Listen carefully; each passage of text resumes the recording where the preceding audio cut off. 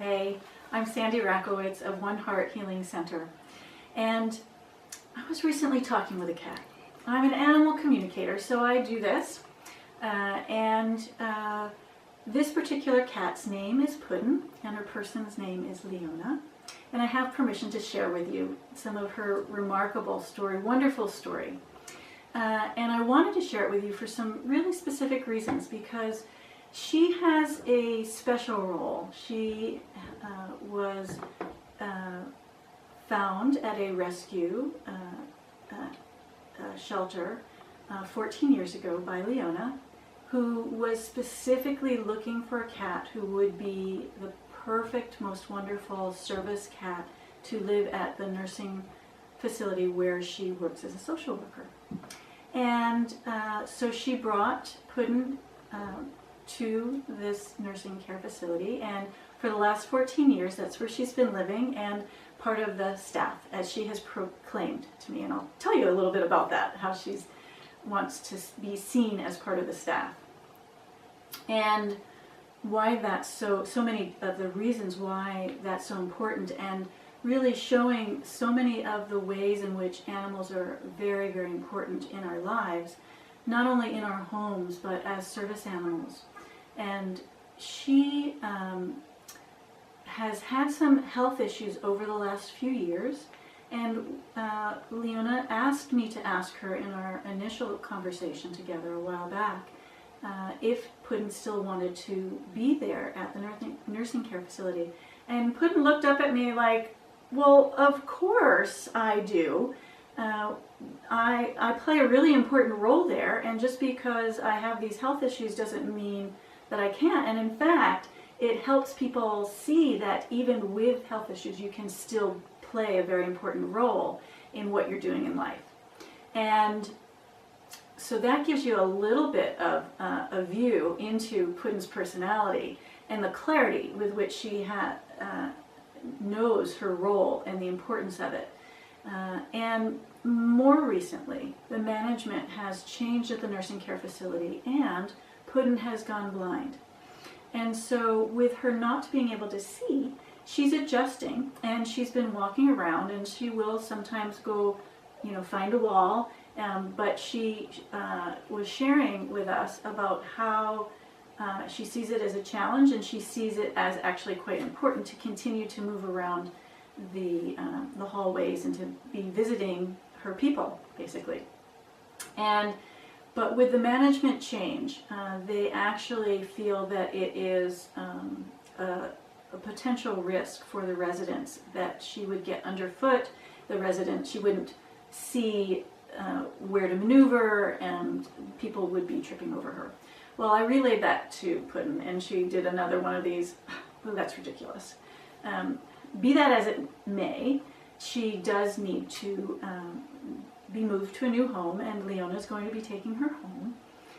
So that part's not a problem at all. And we wanted to talk with her about this so that we could see what this transition would be like for her and what she had to say about it. And she had quite a lot to say. And it was really beautiful and really wonderful. Once we got all of the physical details taken care of about how the transition would take place and what that move would look like, and she had some things that she wanted to make sure were going to happen at her new home, about having sunspots and different things. She wanted to be led all the way around, be shown all the different areas of the house, the new house, and so forth. And once we got all of that taken care of, she started to address our attention to things about the transition at the nursing care facility. And the first thing that she started to show me was so interesting. She showed me a gathering of people, kind of like a party, and it felt like staff and all gathering together, and there was food on the table, and I said, well, I don't know if you guys do this there or not, but this is what it feels like. She's asking to have a little party for her before she leaves. And I asked Leona if that's something that they actually have done, because it seemed like Puddin was very familiar with this. And she said, yes, actually we do. We've done it with many staff members, and in fact, she is the person who often writes and puts something together about that person and their role there and so forth. And so she was all right on it that she's going to do that for Puddin', and she goes, I said, bring a tissue box, and she said, yes, I'm going to probably get teary. And Puddin' got also very tender, and talking a bit about different people's roles there and her relationship with different people, and making sure that people had the opportunity to say goodbye to her and to be able to share how important it's been, and to reflect on her role there and the place that she's held as a staff member. And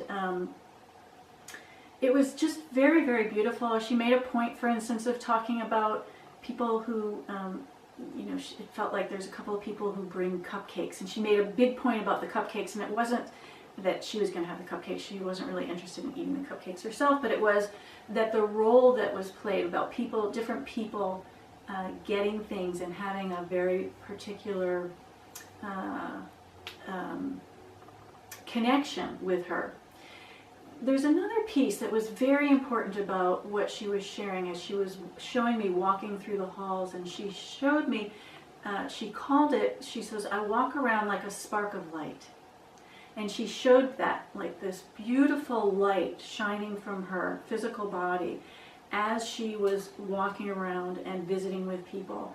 And then once that information was conveyed, she shared something else that was really just absolutely moving and beautiful. And that was that each person at the facility, she has a connection with them.